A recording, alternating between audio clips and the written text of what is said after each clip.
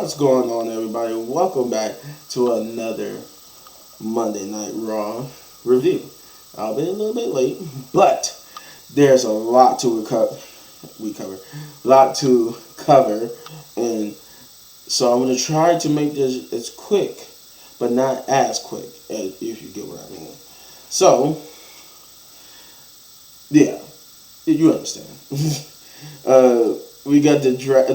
They kicked off with the draft. Same thing as before. Triple H came out to kick off the night 2 of the draft, and he basically laid down the ground rules, let people know what's what. He did reveal that Brock Lesnar basically negotiated himself into a free agency again, which means nothing's changed.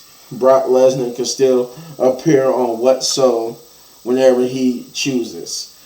So he can still, and I think Omos did too. Yeah, Omos and MVP also negotiated themselves. So therefore, they can appear on whatever show and be able to basically feud whatever champion they choose. So with the obvious first pick, Rhea Ripley went first, and they were selected by Raw. I'm gonna get more into that. The reason why this is a weird pick because of the way how they did it, but Rhea Ripley went to Raw. Austin Theory went to SmackDown. Seth Rollins, obviously, because Becky Lynch was drafted to Raw, so naturally Seth Rollins got drafted to Raw, and Charlotte Flair stays on SmackDown. So pretty much Rhea stays on Raw, Austin moves to SmackDown, Seth stays on Raw, and Charlotte stays on Raw. So, yeah, in that first round, only one person moved, and that was Austin Theory. Paul Heyman, Triple H introduced Paul Heyman like he'd been doing, like he did Friday with the Usos. Now it was Paul Heyman, who basically came out and said that with all the little things that need to be addressed will be addressed in person by the tribal chief and in private by the tribal chief. But it was the in person he said would be not this Friday, but I think he said next Friday. Yeah, I believe next Friday. Roman will be on SmackDown to address the Usos, the problems within the bloodline, all that. He also mentioned how bad it is that with Roman being exclusive to SmackDown now, he won't be able to compete for the new World Heavyweight Championship, which he reveals Roman had intentions of doing, but he cannot. And it really irks him because he said that people in the back are now starting to talk about the tribal chief, and he narrowed it down to a specific person, but I kept saying the freaking jokers, he kept basically referencing Seth Rollins, and then Seth Rollins would come out scaring Paul Heyman, to which Seth basically told Paul that he wouldn't have to worry about the tribal chief, wouldn't have to worry about him anymore because he's running along, he's drafted along to SmackDown, which means you don't have to duck and dodge or pull strings to make sure that he doesn't get his rematch for the titles, because now he got a new title and that he's going to become the new World Heavyweight Champion. This would bring out Solo because Seth Rollins threatened to stomp Paul Heyman, which bring out Solo, which while Seth Rollins was taunting Paul, Roman Reigns would call Paul Heyman to inform him some stuff, and it was revealed that as a nod to his claim earlier that Roman and Paul be pulling the strings. He said they pulling the strings not to have him have a one-on-one matchup with Solo Sikoa. We got the first match of the night, which is Liv Morgan and Raquel Rodriguez versus Damage Control, but not Io Sky, but Dakota Kai and Bayley. Io Sky was on the show, but she wasn't a part of this match, and it was a fun little match. Nothing, I wouldn't say the best way, a super good best way to start off the show, but it wasn't bad. But it's a fun little match, and surprisingly, I'm not about to say Uh, but Liv and Raquel did not get the victory here. Damage Control did, setting up a future tag team match between Bayley and Dakota Kai. Um, then we got the second round. I can't remember who. It was so many rounds. I can't remember who presented. I know one of the people was Queen Sharmell and Booker T, Eric Bischoff, and Rob Van Dam again. Um, you know what? Actually, this second round might have been Queen Sharmell and Booker T. Yeah, it was because now that I'm looking at it, she was the one who Queen Sharmell was the one who said SmackDown selected the Usos. But yeah, it was Kevin Owens and Sammy. Basically, it was drafted to Raw. That was the first pick of the second round. They was drafted to Raw, which means they are exclusive to Raw. Now, the question becomes, because this is also for some the tag team champions, the women's tag team champions from NXT. They also was drafted to SmackDown, but I guess when they retained their titles this past Tuesday against Katana Chance and Kaden Carter, they said that they was going to defend the titles across all three brands. I'm guessing given SmackDown its own women's tag team championships now, since Liv and them only going to be defending it, because they made it seem like Liv and them was only going to be defending it on Raw. But I digress because I said it's a lot to cover. Yeah, so Kevin Owens and them with the Raw, Kevin Owens and Sammy with the Raw, the Usos to SmackDown, Judgment Day. Now this is the other part I said that Judgment Day, which is just Damian Priest, Finn Balor, and Dominic Mysterio, was also drafted to Raw. But it was weird that they did it. They didn't do like just Rhea and Judgment Day together, but I figured like maybe it was just because they did Bianca by herself, so they wanted to get Rhea by herself. And then they right after that they turned and do a whole group together. The whole entirety LWO, including Rey Mysterio, was drafted to SmackDown. We got the second match, which is Braun Strowman and Ricochet versus Alpha Academy. This was a fun little match with pretty much Alpha Academy along with Maximum Male Models. They played up on that how both of them was going to be on Raw. Yeah, I think they was drafted Friday to Raw. But anywho, fun little tag team match, and Ricochet and Braun Strowman would get the victory here. We would then get what was supposed to be the third round of the draft, but it was interrupted by Brock Lesnar, who came out right when Shawn Michaels and and Adam Pearce. Shawn Michaels and Adam Pearce was going to do the third round, but Brock Lesnar interrupted. Adam Pearce tried to talk Brock down, but Brock basically it was pretty much everything else was good, but what was actually said by Brock was probably the worst Brock promo. Because all he said was, because the way how it was scripted, he came out and basically said, Fort Worth, Texas, how do it feel to see the only real cowboy basically in Texas? And he got some heat from it, but before he could finish talking, Adam Pearce would interrupt, telling him that he needs to leave the ring because of the volatile situation between him and Cody Rhodes, and that if he wasn't going to leave, that his security was going to help him leave. To which Brock said, "You're going to need a hell of a lot more people than that to make him leave." To which Adam Pearce responded with actually reinforcing the already security that came to the ring. This time, Brock Lesnar looking like, okay, that might be enough to make me leave. But then Cody Rhodes' music would hit, and he would actually come from behind, for real, hit Brock Lesnar, because they sold it a little bit later. That punch that he hit Brock Lesnar with that knocked him down was a real punch. It busted him, or it kind of sort of busted his nose open because he was bleeding, but he wasn't bleeding bad. He tried to get back in the ring to fight Cody. Cody tried to they immediately swarmed Cody, holding him down. He tried to fight him off like he did last time, but this time to no avail. To which Brock basically is taunting him to try to get at him, and then they stopped him from trying to get at him a little bit, but then Cody just basically it ends with Cody just yelling, telling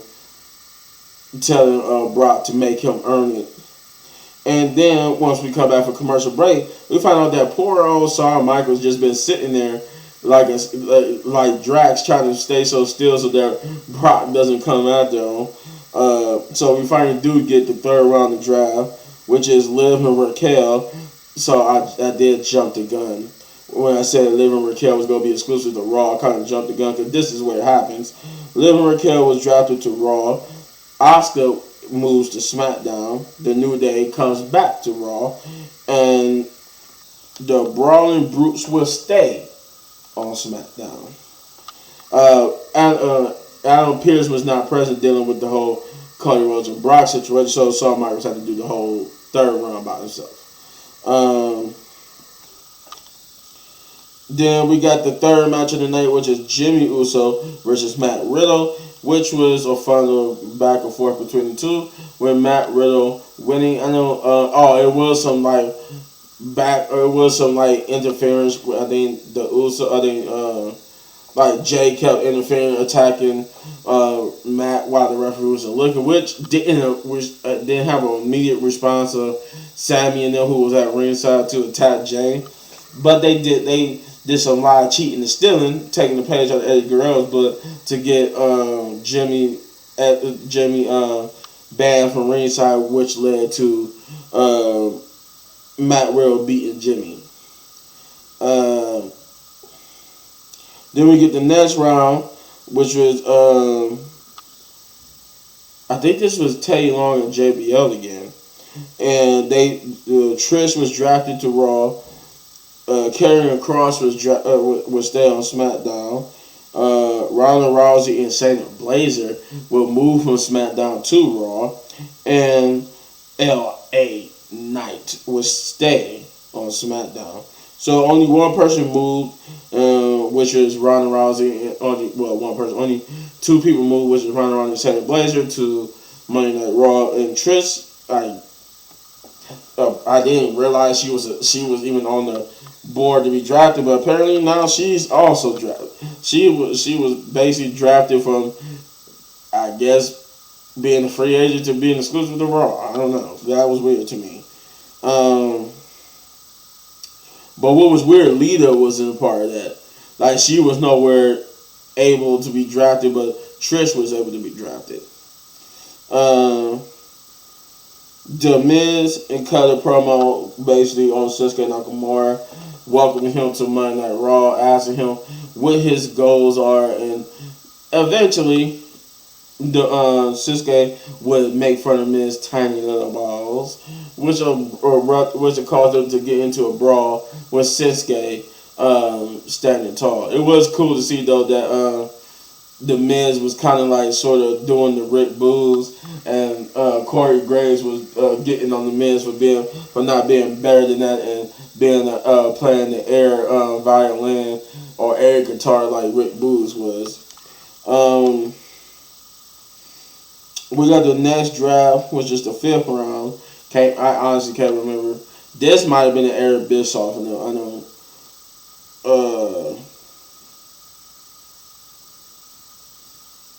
Yeah, this might have been. I'm trying to remember.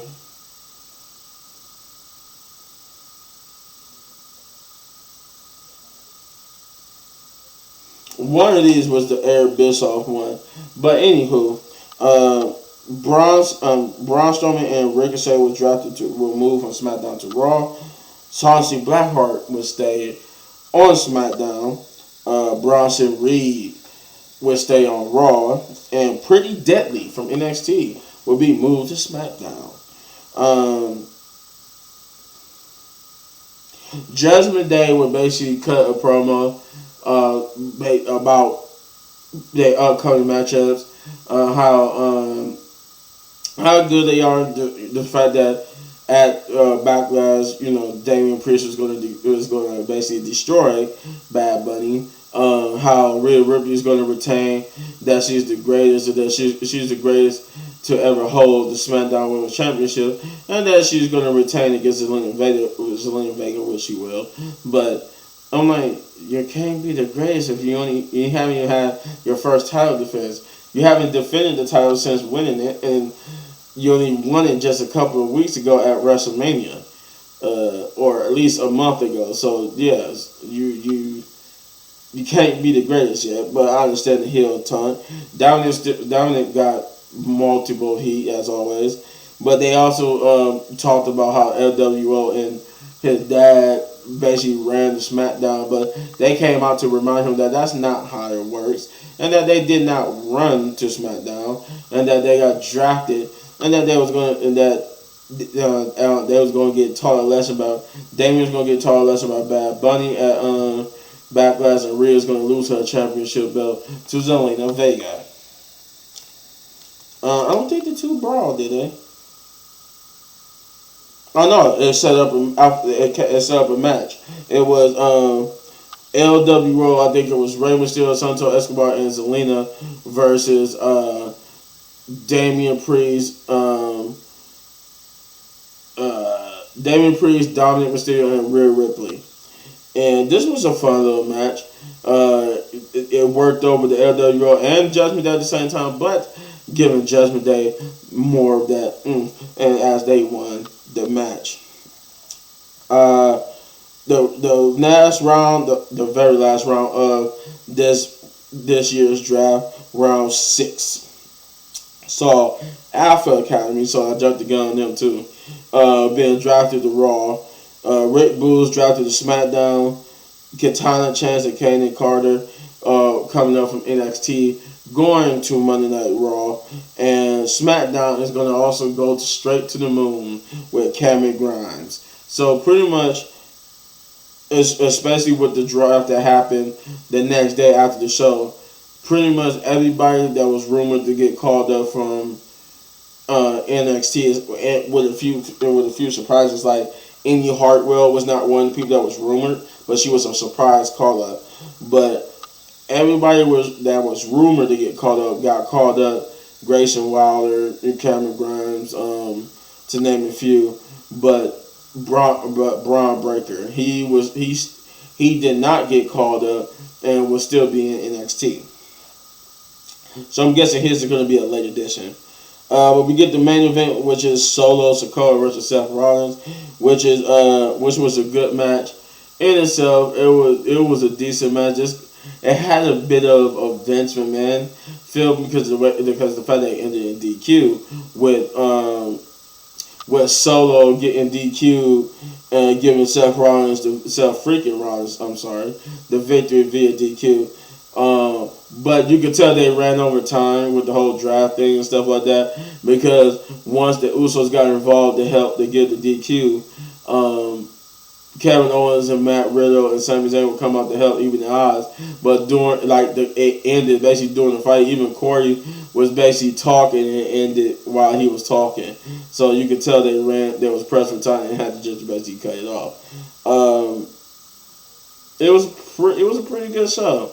But before I give you my verdict, there's one more part of the draft that happened after the show. What happened the next day? So Raw got Dana Brooke, Nikki Cross, and Johnny Gargano, while SmackDown got Tamina. They revealed that Baron Corbin, Shelton Benjamin, Cedric Alexander, and Elias will be free agents. I forgot the NXT. I forgot to write it down, but it's along with Elias, and then it was a guy from NXT that also will be a free agent. Not the one guy, but it's two NXT guys now that are free agents. Then they revealed that Humberto Carrillo and Angel Garza, or Los Lotharios, will be coming to Raw. Kira Cesaro will stay on Raw. Piper Niven will also stay on Raw. Xia Li and Tegan Knox will go over from SmackDown to Raw. Only people, I think Akira Tozawa and Piper Niven was the only people who basically got to stay on their brand while the others transferred brand. Emma and Rick Moss will also transfer from the SmackDown brand to Raw. And then we got some more NXT call-ups. Inducer, which is the group Jinder Mahal, Veer, and I forgot the other guy. They both were they coming from NXT back to Monday Night Raw. Odyssey Jones from NXT will also get called up to Monday Night Raw, and with the last one, Grayson Waller going to Friday Night SmackDown, which is odd because the majority of the drafts were after that happened the next day. Majority of the people went to Raw. Some people got to be free agents. And in that, if you notice, I said I only gave you 2 SmackDown picks in this whole thing. This was mostly Raw picks. And the 2 SmackDown picks was Grayson Waller and Tamina, which is weird. Like, Raw drafted almost everybody. But you know what I got to say?